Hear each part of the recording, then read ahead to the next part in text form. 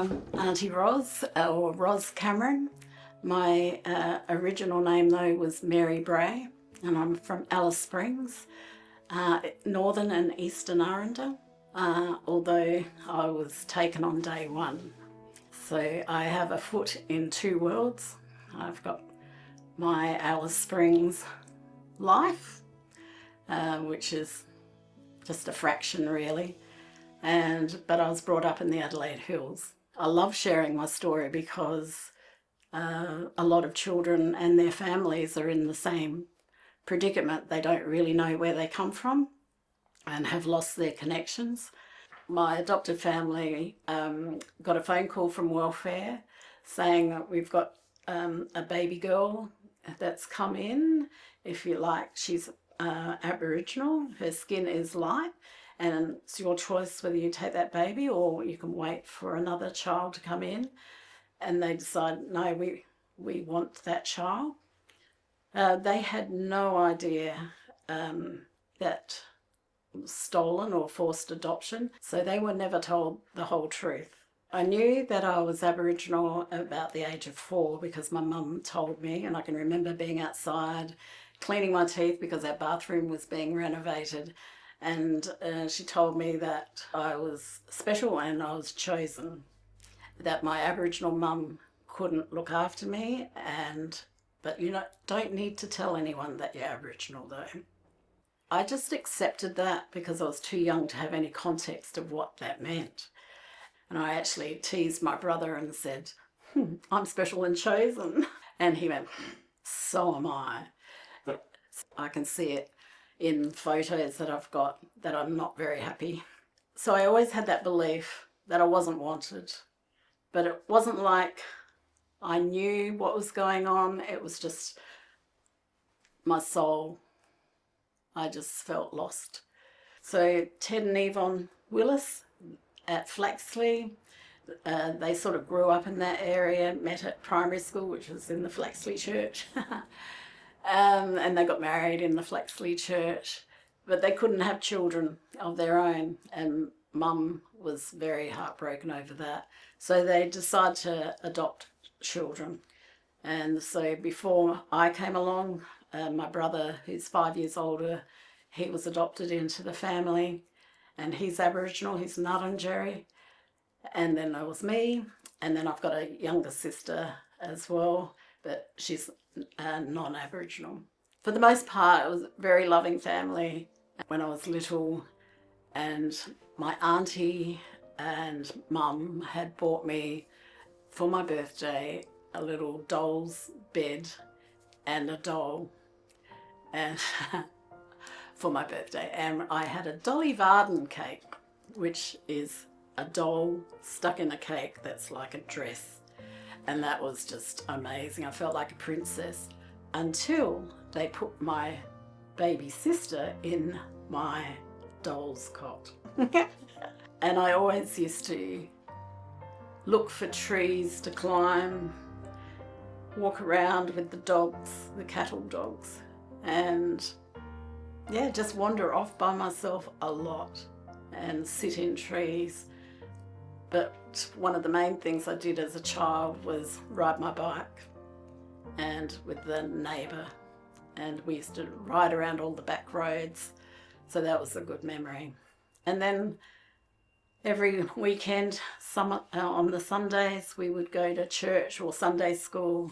Dad was very strict, and as I got older and came into my teenage years, I became a bit more rebellious. So Dad and I clashed a bit, but I left home at 17 and I went nursing and went wild with the other nurses and was kind of reliving like a childhood in a way. There was a great disconnect, and I did feel numb. Also, I think it was possibly depression, because depression can come as being numb, and because I was very shut down. When I look back, I was very shut down. I was there, sort of following everyone else, taking my cues from everyone else, but I definitely was shut down and numb. Because I was brought up in the church, I always relied on God. He was my friend. Jesus was my friend.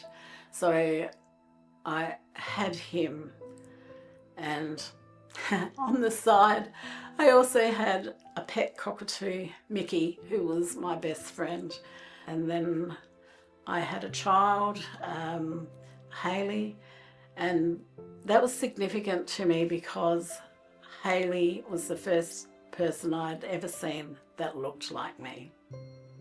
And she was a gorgeous baby, so it was, oh, she's beautiful, you know, so it was like, oh. I got married at the age of 32 and then had another 3 children. So it was really after they were off to school that I went back into the workforce and ended up in Aboriginal education. So in education, I was in the high school for about 14 years at Mount Barker. I would speak to the children about the history of Australia and we would compare it to America's history. And then I slowly added my story to it. And if I've got a workshop that's outside of the classroom, I'll often ask them to paint their story, something significant in their story.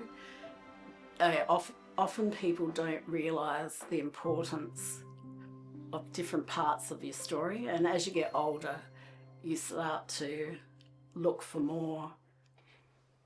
So with students, it was more a mixed class of students, and I found a lot of the non-Aboriginal students would be more inquisitive. The Aboriginal students were often very quiet and sort of processing a lot, like, okay, I don't know where I fit.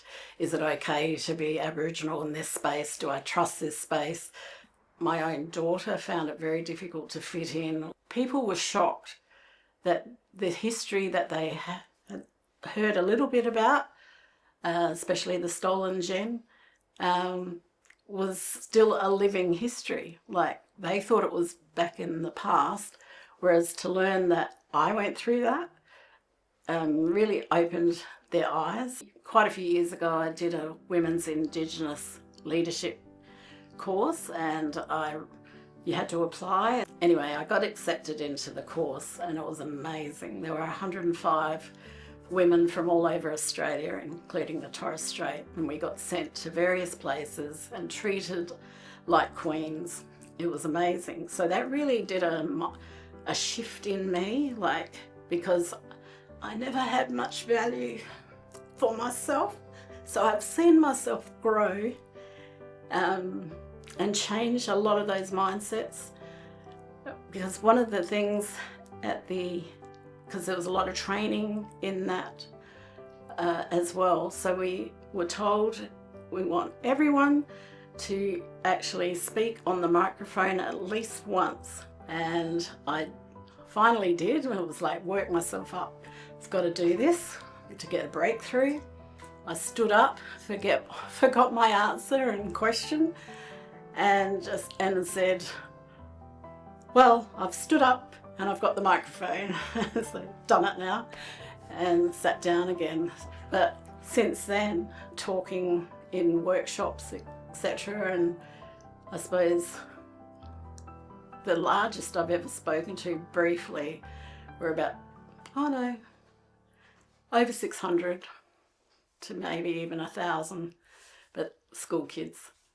It's really important for schools to invite Aboriginal elders in, or Aboriginal artists in, and it can be visual arts or music. Invite them into your classroom to spend time with the kids, building connections. Once you've got understanding, it takes away some of the ignorance, takes away the fear, takes away the racism. So I actually love doing it. Yeah, it was very late in the piece that I started doing courses that would help me understand my Aboriginality, and they indeed were very healing. I did a art therapy course, and that was with the goal to help others, but really it just kept triggering me and I was healing myself, so it was an amazing course. Then I did narrative counselling, and that was held next to Link Up, and so I went to Link Up and started looking for more records, because before I wasn't aware that there could be more records around my life. So yeah, that started a process of looking for more information about myself. In fact, I'm still getting information about myself. I've only, in the last couple of months, received more, and it's always exciting because those pieces are missing, and that has been really healing, to sort of get something solid, some knowledge around bits of the story of what happened. I actually got sent down to Adelaide at day 22, whereas before I had no clue what day I got sent from Alice to Adelaide. And there were 2 babies being sent down with a Mrs. Lillycrap. So immediately I started looking for, does anyone know a Mrs. Lillycrap? And we got sent down on Trans-Australian Airlines, which is TAA. So it was just like the old song, TAA, the friendly, friendly way. And I was like, oh. And even though it seems like such a little piece of the puzzle, it was just, I was like a child. I was so excited about all of that. And yeah, if I can hunt down who she was, I'd like to sort of paint a version of coming off the TAA Airlines and then being taken to Kate Cox Baby Home. So I was at Kate Cox for about until 11 weeks old, and there is no paperwork from them because there was a fire in the records. So yeah, that was tough to hear, that there's nothing for me. Yeah, so yeah, it's tough. And then even with paperwork, often it's redacted a lot, so you're only getting little pieces of information. It was probably 15 to 20 years ago I started painting, and that's because I just had an idea that, for a new job at a primary school. So the children helped me for a very short time, and I was left doing hours and hours of dot painting. But it still hangs up in the library today, so that's lovely. And from there I did a couple of community events, and also at a reconciliation event I told my story through a couple of the paintings you'll see. So this piece here is my grandfather. It's still happening, so it's still in progress. So my grandfather was William Bray. I never met him, and there was only ever one photo of him, and it was a black and white photo. So just a lot of shade, so you couldn't see him clearly. He was a very powerful man. He was a king in his country.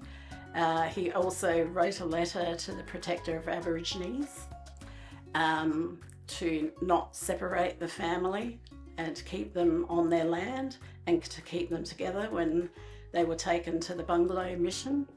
And they listened to him. So the children all went to, this is my mother and her siblings, all went to the bungalow mission together, because often the authorities would send them to a different state, but this time they got to stay together.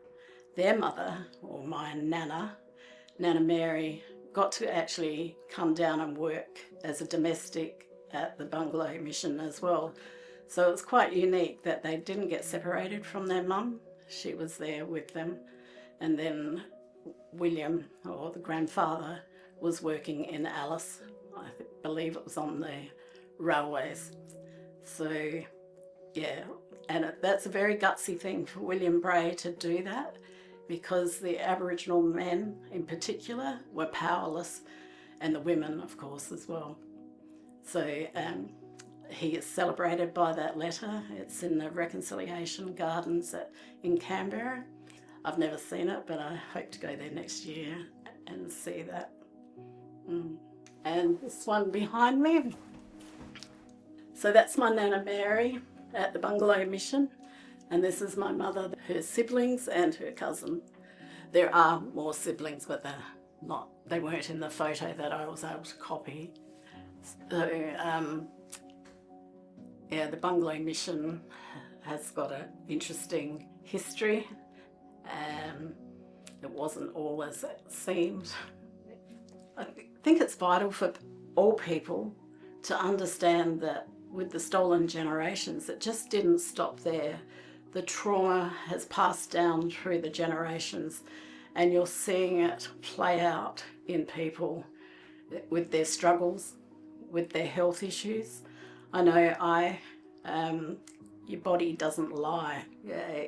It'll come out some way.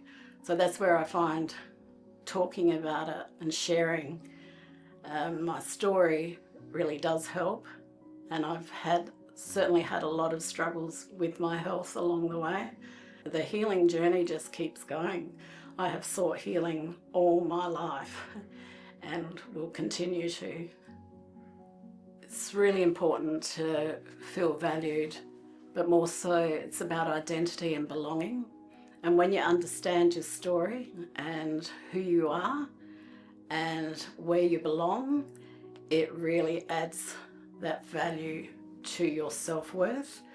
For years, right up until probably 8 to 10 years ago, I believed that my mother didn't want me, and so the lie I was telling myself was I wasn't good enough to be kept, and I always had rejection filtering through everything. So my brother told me a story of when he was about 8 years old, so he's 8 years older than me. He heard at home at the cottages, in the Gap cottages in Alice Springs, "Mum's had a baby girl, Mum's had a baby girl." And I thought, oh, they were excited about that. And he went off to the hospital and saw Mum doing stuff with the baby. And then he went off to school, and at the end of the day he came back and he said, "That bitch had taken you." So the matron had said to her, "If you keep this baby, you no longer have your job." And because she worked as a domestic in the hospital, and back in those days you didn't have Centrelink or a parent payment. You had to work or you didn't eat. So she already had 5 children, so she was put in a position of there was no choice. So she signed papers for an adoption and didn't fully comprehend what that meant, because later I've discovered there were papers where talked about siblings, and she mentioned, because I was named Mary after the Nana, and she was saying Mary, 2 years old, and it suddenly clicked, oh my God, she was still counting me as her child. So that whole thing just flipped, that I wasn't wanted. And I was wanted, but she had no choice. So I think that's playing out in my reframing my whole way of thinking about myself, that I was wanted, I was loved, but definitely identity and belonging is huge. But I've actually felt more connected with Alice Springs itself and the Northern Territory. So when I went back the first time, I took my sandals off, put my feet in the dirt and the sand, and went, I'm home. And I felt like that's where I belong, and I felt the country knew me. It was really powerful. Unfortunately, my mum had passed away, my birth mother, so I never got to meet her, but I did get to meet my brother and 3 sisters. and there was another sister, but she had already passed away. And yeah, it was great to have family and sort of trying to see what the similarities are and how we connect. There is a lot of water under that bridge, so it hasn't always been easy. Just the whole Northern Territory feel is so different from here, but I feel like I'm home when I'm there. I sort of belong down here, feel very comfortable, but I definitely feel like I belong up there. So because I was brought up in Flaxley, I lived up in the sort of Adelaide Hills area, the Parramac custodians of that land.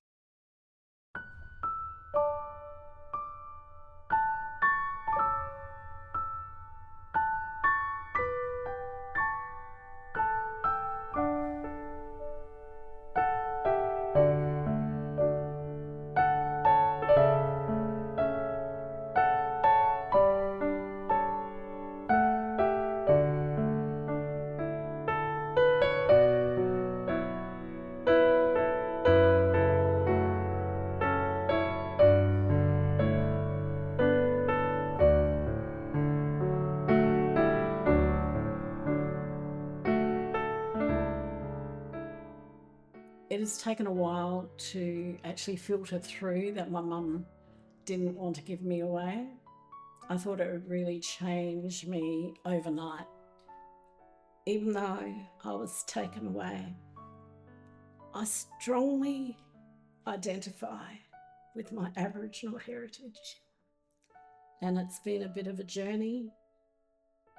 I am so proud of it. And my heart has been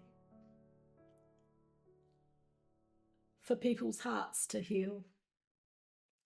So I want to continue on that. Yeah, I love sharing. And my story is just the vehicle. My adopted cousin came to me and he wanted a connection for Flaxley with the Aboriginal history. Because they had pictures of the Queen in the hall, but there was nothing about the history. So they started making the boards across the road, acknowledging the Parramac people. And from that, I had an idea.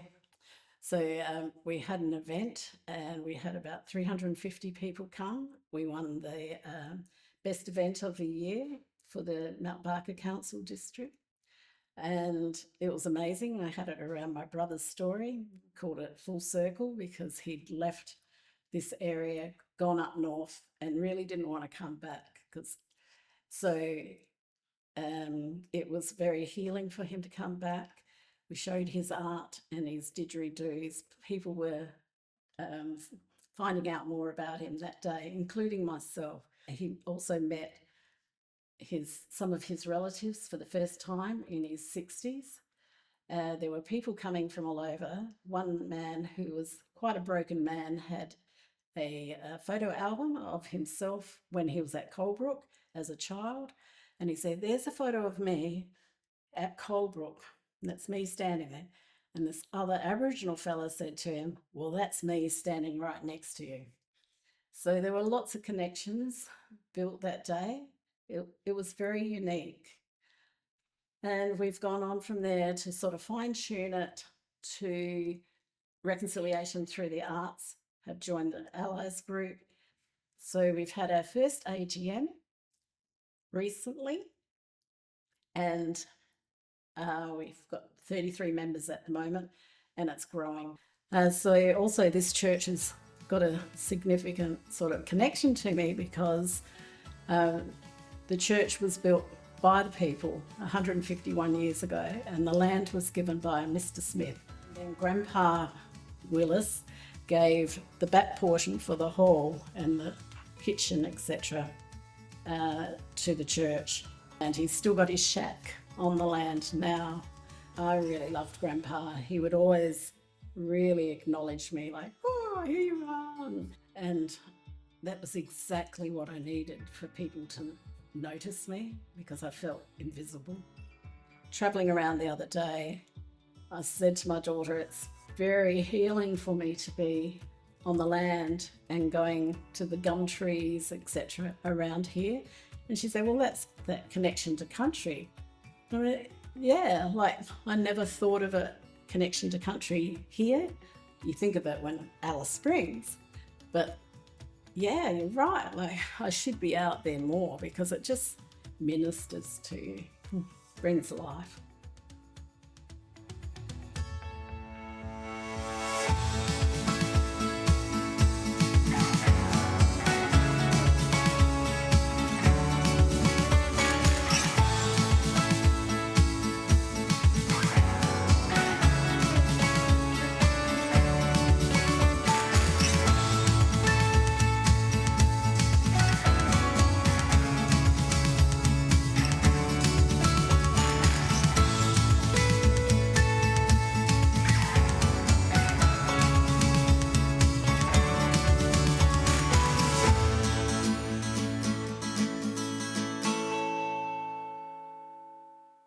We were sent from our families, my brother and myself are both stolen, to be assimilated. And we were definitely assimilated from culture to church. Our whole lives evolved around here. We sat in the same pew every week. So I am definitely more spiritually switched on because of that, but I wouldn't say I was religious because that's man-made rules, whereas, yeah, I'm spirit to spirit. My identity really is quite entrenched into Flaxley, and the community have looked after this land and property for all these years, for 151 years, and now there is a threat of it, the building being taken and sold on the market, and we are asking to give it back to the community because it is a reconciliation space, and we've got the history with the people giving the land, building it, grandfather connection with the land, and 2 stolen gen people that came through here, through the systems, were assimilated here, and they were successful in assimilating us. And now to lose this building would really be hard. It's the only space like it in the entire Adelaide Hills.